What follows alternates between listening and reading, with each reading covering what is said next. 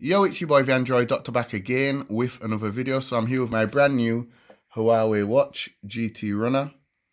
And in this video, I'm going to show you all a very useful tip on how to charge this smartwatch if you was to ever lose the charging dock.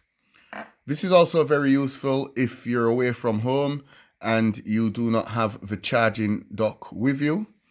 Okay guys, so what you'll need an Android phone that has wireless power sharing mode.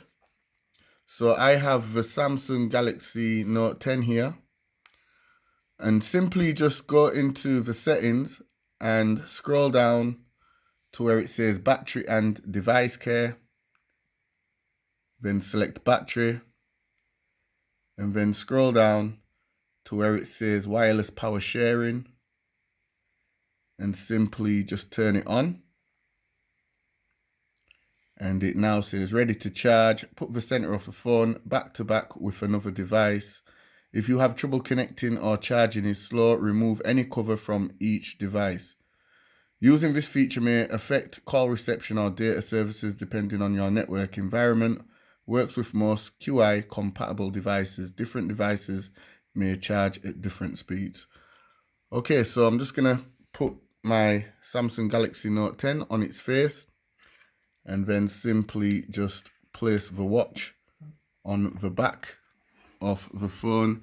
And as you can see guys, it's now charging.